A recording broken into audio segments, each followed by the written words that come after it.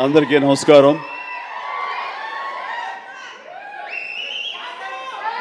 కొన్ని ఫంక్షన్స్కి రావటానికి ఎంతో ఉత్సాహంగా ఉంటుంది. వాళ్ళు పెద్దవాళ్ళ చిన్నవాళ్ళ ఎలాంటి వాళ్ళ నేను చూడనది. ప్రేమతో పిలిస్తే కనుక ఎస్ వస్తున్నానే అంటుంది. నాకు ప్రేమ కావాలి, అభిమానం కావాలి. అలాంటిది ఇక్కడ అభిమానం నాకు చాలా నిండుగా మెండుగా లభిస్తుండటంలో చూస్తున్నారుగా. ఇక్కడ ప్రతి ఒక్కళ్ళు అంత ప్రేమ కురిపిస్తుంటే ఇది ఆస్వాదించడానికి నేను వచ్చినందుకు నాకు చాలా చాలా సంతోషంగా ఉంది. అండ్ ఈ రోజున మీతో పాటు ఇలా షేర్ చేసుకోవటం అండ్ ఇక్కడ మీరు ఇంత ఉత్సాహంగా వచ్చి ఈ ఫంక్షన్ని ఇంత వైబ్రెంట్గా ఇంత ఉత్సాహంగా ఇది జరగడానికి కారణమైనటువంటి మీ అందరికీ కూడా నా మనస్ఫూర్తిగా నా సంతోషాన్ని అభినందనలు తెలియజేస్తున్నాను. మొన్న పాండమిక్ కోవిడ్ సమయంలో అది ప్రపంచంలో చాలా వ్యవస్థల్ని చాలా రంగాల్ని అతలాకుతలం చేసింది, కన్ఫ్యూజ్లో పెట్టేసింది, భవిష్యత్ ఏమిటో తెలియని అగమ్య గోచరంలో పెట్టింది. అలాంటి పరిస్థితిలో సినిమా రంగం కూడా ఏమైపోతుంది అనే ఒక డోలాయమాన పరిస్థితిలో ఉన్నప్పుడు చూస్తే నిజంగానే అందరూ ఓటీటీలకి అలవాటు పడిపోయారు.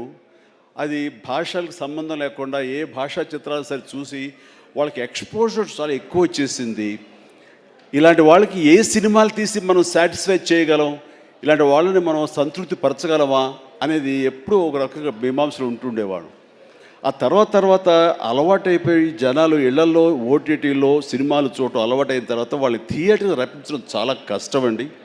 అన్లెస్ అది ఏదైనా ఈవెంట్ ఫిల్మ్స్ కానీ, బిగ్ హీరో ఫిల్మ్స్ కానీ, హై బడ్జెట్ ఫిల్మ్స్ కానీ థియేటర్లోనే ఆ సినిమా చూడాలి, ఆ ఎక్స్పీరియన్స్ మనం పొందాలి అనుకునే సినిమాలకు తప్ప చిన్న చిత్తగా సినిమాలకి రావడం చాలా కష్టం అన్నప్పుడు ఇదేమి కష్టకాలం మనకి ఇండస్ట్రీకి. ఈ సినిమా ఇండస్ట్రీ ఏమైపోతుంది? ఒక 5-6 పెద్ద సినిమాలను ఆడినంత మాత్రాన అది సినిమా ఇండస్ట్రీ ఓహో అంటూ కాదు. చిన్న సినిమాలు, చితక సినిమాలు, అన్ని సినిమాలు ఇక్కడ ఎంతో ఉత్సాహంగా జరుపుకోవాలి. షూటింగ్లు ఎంతోమందికి ఉపాధి కల్పించాలి, ప్రతి ఒక్కరు కళకళలాడుతూ ఉండాలి. ఆ చిన్న సినిమాలు అవన్నీ ఏవైనా అన్నీ కూడా ఆడాలి, అప్పుడే పరిశ్రమ అలాగా సజావుగా కొనసాగుతుంటుంది అని అనుకునే మాలాంటి వాళ్ళకి అలా కోరిక నాకు ఒక రకమైనటువంటి చిన్న బెరుకు వచ్చింది. ఏ సినిమాలు చేయాలి, ఎలాంటి సినిమాలు చేసి రాణించాలని. కానీ అవన్నీ కూడా కరెక్ట్ కాదు. ప్రేక్షకుల్లో ఎప్పుడు తప్పు ఉండదు. ఏదైనా తప్పు ఉండి సినిమాలు ఆడలేదు, రాణించలేదంటే అది ఇదిగో స్టేజ్ మీద మా అందరి తప్పే తప్ప అది ప్రేక్షకుల తప్పు కానే కాదు. అది ఉదాహరణగా ఈ సంవత్సరం 2024లో ఆరంభంలో ఇక్కడ ప్రశాంత్ వర్మ ఉన్నాడు, తను సజ్జా తేజ వీళ్ళు చేసినటువంటి సినిమా హనుమాన్, ఆ సినిమాతో శుభారంభం అయింది. ఆ సినిమాని అనూహ్యంగా లోకల్గా అనుకున్నారు, కానీ ఆంధ్ర తెలుగు సినిమా కాదు, అది ఆల్ ఇండియా సినిమాపై అయిపోయింది. అక్కడి నుంచి ప్రారంభమైనటువంటి ఈ ఆదరణ, చిన్న సినిమాల పట్ల ఆదరణ, చిన్న సినిమాలు అనుకున్నవి, లో బడ్జెట్ అనుకున్నవి తీసిన సినిమాల్ని హై బడ్జెట్ సినిమాల్ని పెద్ద సినిమాలుగా మార్చారు మన తెలుగు ప్రేక్షకులు.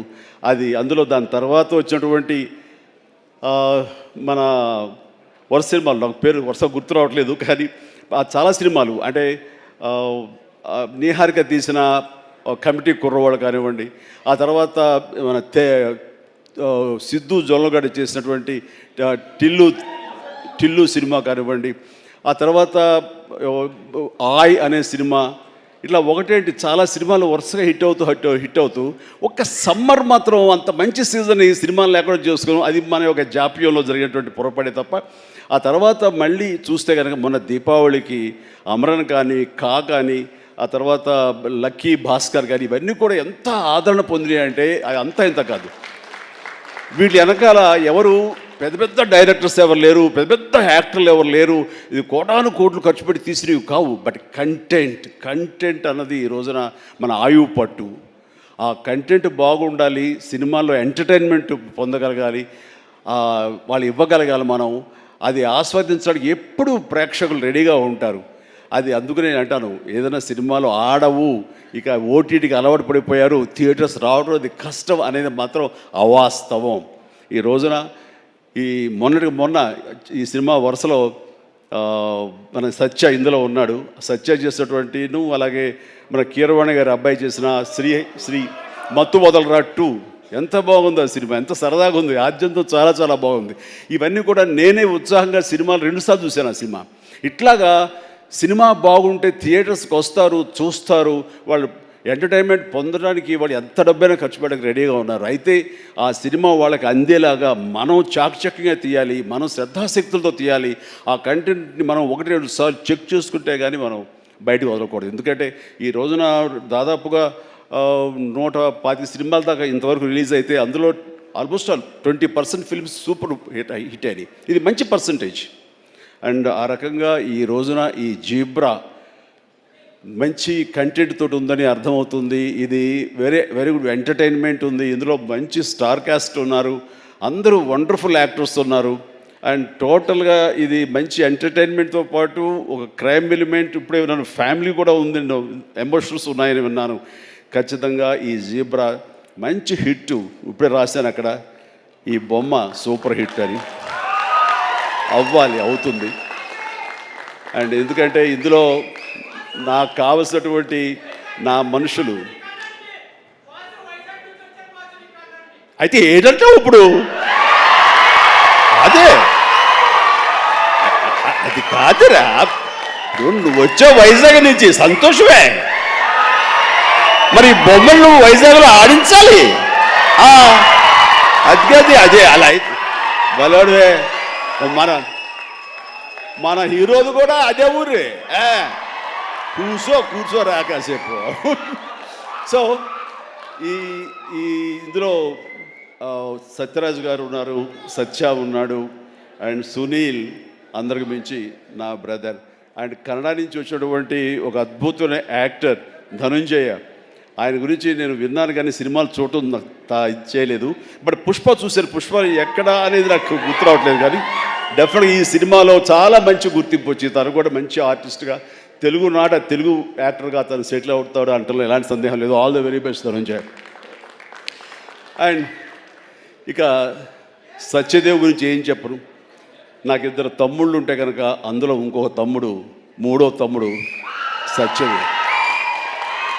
అంతటి ప్రేమని తను చూపించే ప్రేమలో ఎక్కడ కల్మషం ఉండదు. ప్రేమ అందులో నిజాయితీ ఉంటుంది, నిజమైన ఎమోషన్ ఉంటుంది.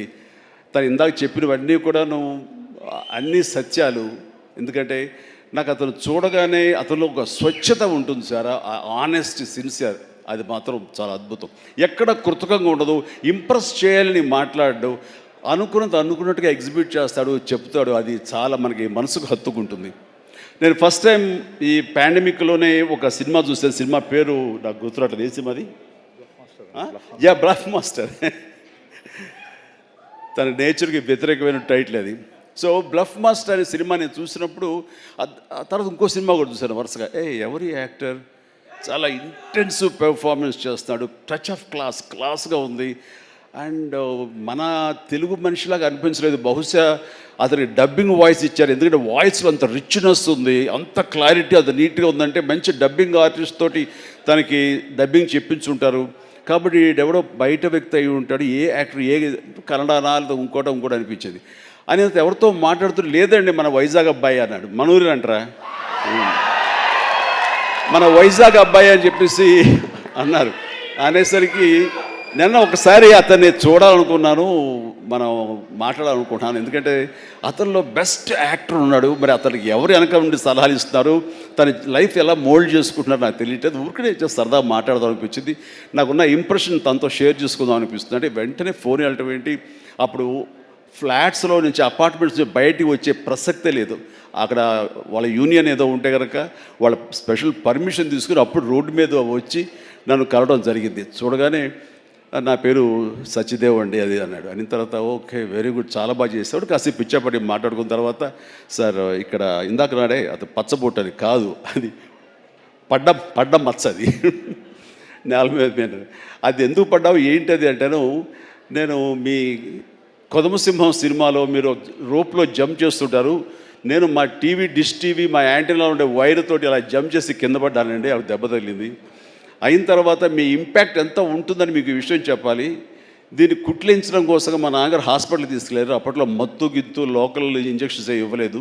దాన్ని అట్లాగే నేను భరించలేక ఏడుస్తుంటే, అరే చిరంజీవి అయితే అసలు నవ్వుతూ అది కుట్టించేసుకుంటాడు అంటే, అది వేసిన 5-6 కుట్లు నేను నవ్వుతూనే ఉన్నాను, పెయినే తెలియలేదు. అది మీ మహిమ నా మీద, అది దాని ఇంపాక్ట్ ఉంటుంది. అంటే నేనేమైనా మైకువా లేకపోతే ఏంటి, ఎనస్థిషియా లాంటి వాడినా ఏంటి? అండ్ తనకి అంత ప్రేమ, ఆ ప్రేమ మత్తులో ఆ పెయిన్ కూడా తనకు తెలియలేదన్నమాట. అది చెప్పినప్పుడు చాలా ఇంప్రెసివ్గా అనిపించింది. Such a coincidence. తను ఆ మాట చెప్తున్నప్పుడు దాని వెనకాల నా దగ్గర ఒకే ఒక పెద్ద వాల్ పోస్ట్, పెద్ద పెయింటింగ్ ఉంటుంది. అది కొదవ సింహంలో పెయింటింగ్ అనమాట. క్యాప్ అది పెట్టుకుని, సిగార్ నోట్లో పెట్టుకుని, ఇదేనండి ఇది చూసే అన్నాడు. అంటే దాన్ని ఆ ఫోటో ముందు తను మళ్ళీ ఇంకో పిక్చర్ తీసుకుని అలా వీళ్ళు అక్కడి నుంచి మా పరిచయం, మా మీటింగ్స్ అప్పుడప్పుడు అనే ఏదో చాలా రోజులు ఇప్పుడు ఒకసారి వస్తారంటే రా అని చెప్పడం అలాగా జరుగుతుంది. అంత మంచి యాక్టర్కి సరైన సినిమాలు పడటం లేదు అనేది మాత్రం ఎక్కడో నాకు కొంచెం ఉంది. అంటే హీరోగా ప్రయత్నం చేస్తున్నాడు, హీరో అనేది కాకుండా వెరస్టైల్ యాక్టర్ అనిపించుకోవడంలో మాత్రం తన నటనకి హద్దులు ఎల్లలు లేకుండా చేసుకుంటే మరింత ఉన్నత స్థాయికి వెళ్తాడు. ఆ తర్వాత ఇతను ఏ స్థాయిలో ఉండాలి, ఏ పాత్రలో ఉండాలి, ఏ హీరోగా సెటిల్ అవ్వాలి ఏంటంటే ప్రేక్షకులు నిర్ణయిస్తారు. దాని ప్రకారం మనం ముందుకు వెళ్ళిపోవచ్చు అంటూ గాడ్ ఫాదర్లో ఎవరో నార్త్ హీరోస్నో లేకపోతే ఇంకో హీరోస్నో బయట లాంగ్వేజ్ హీరోస్నో తీసుకొస్తే మనకింత పొటెన్షియల్ ఉన్న ఒక ఆర్టిస్ట్ ఉన్నాడు, అతన్ని ఆ క్యారెక్టర్ పెట్టుకుందాం అని అంటే కొంచెం రెసిస్టెన్స్ వచ్చింది. ఎందుకంటే మనవాళ్ళు అనగానే లోకువ. కానీ అతని పొటెన్షియాలిటీ, అతని టాలెంటు, అది ఎలాగా డెలివరీ చేస్తాడో తెలిసి నాకు ఐఎమ్ వెరీ మచ్ కాన్ఫిడెంట్ ఆ యొక్క నాకు ఎదురుగా నిలబడే ఆ పాత్రలో చాలా అత్యద్భుతంగా చేయగలడని చెప్పేసి ఆ సినిమాలో నేను చెప్పాను కాబట్టి స్ట్రాంగ్గా ఒప్పుకున్నారు. ఇందాక తను చెప్పినట్లుగా తను అంతకంతగా ఆ దాంట్లో రాణించాడు, మెప్పించాడు, ఒప్పించాడు. ద ఫెంటాస్టిక్ పెర్ఫార్మెన్స్ ఇచ్చి ఆ సినిమా అంత ఎత్తుకు వెళ్ళటానికి, ధీటుగా నాకు నిలబడి చేయడానికి తను కారణమయ్యాడు. అలాంటి సత్యదేవ్ నా నమ్మకాన్ని నిలబెట్టాడు. ఇందాక అది ఆ మాట తను అన్నప్పుడు మనస్ఫూర్తిగా దాన్ని నేను ఆహ్వానిస్తున్నాను, ఆస్వాదిస్తున్నాను. అండ్ తనకి ఇంకా ఎంతో మంచి బ్రైట్ ఫ్యూచర్ ఉంది. ఎందుకంటే సత్యదేవ్ లాంటి వెరస్టైల్ యాక్టర్స్ మనకి తెలుగులో కరువైపోయారు. తను పరిధిని లిమిట్ చేసుకోకపోతే, ఎక్స్పాండ్ చేసుకుంటే బోల్డ్ అయిన అవకాశాలు తనకు వస్తాయి నేను చూస్తాను కూడాను. అండ్ అలాంటి ఈ సినిమాలో తను ఒక మాస్ హీరోగా కామెడీతోటి, చాలా చక్కగా సెటిల్డ్ కామెడీతోటి, ఒక యాక్షన్ తోటి ఈ సినిమాలో తనకి మంచి భవిష్యత్తు మళ్ళీ ఏర్పడుతుందని నేను భావిస్తున్నాను. అండ్ నా తమ్ముడుగా సత్యదేవ్కి ఆల్ ద వెరీ బెస్ట్ చెప్తూ ఈ సినిమా తనకి అద్భుతమైన విజయం చేకూరాలి. Please god bless really. నిజంగా ఇంకా నేను మరింత ఎత్తులు చూడాలి సత్యదేవ్. చూస్తాను కూడా. అండ్ ఇక ప్రొడ్యూసర్స్గా ఇద్దరు ద్వయం, మన Dinesh and Bala and Dinesh. And అలాగే వాళ్ళని సపోర్ట్ చేస్తూ ఇక్కడ ప్రస్తుతం ఉన్నట్టు ఎస్ఎన్ రెడ్డి గారు ఉన్నారు, బిల్డర్. ఆయన కూడా సపోర్ట్గా ఉన్నారు. వీళ్ళందరూ లాభాపేక్షతో కాకుండా ఒక ప్యాషన్ తోటి వాళ్ళు రావటం. సినిమా అంటే ఏం తెలియదు, సినిమా అంటే ఇష్టం కాబట్టి ఆయన కూడా ఓకే అంటే ఆయన ఇందులో కావాల్సినంత బడ్జెట్గా హై బడ్జెట్ అయిందని వింటున్నాను. బట్ దానికి పెట్టడం, దాన్ని ఈ యొక్క Eshwar Karthik director, wonderful director. ఎందుకంటే ఆయన సినిమా పెంగ్విన్ అని తమిళ్లో నేను చూశాను సినిమాని పాండమిక్ టైంలోనే. And very refined director. ఆయన ఈ సినిమాకు చాలా చక్కగా చేశారని తెలిసింది.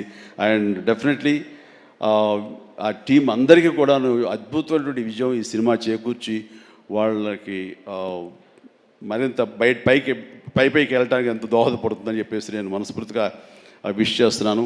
అండ్ అలాగే హీరోయిన్స్ వాళ్ళకి అంటే ప్రతి ఒక్కరికి, టీంలో ఉన్న ప్రతి ఒక్కరికి నా హృదయపూర్వక అభినందనలు తెలియజేస్తున్నాను.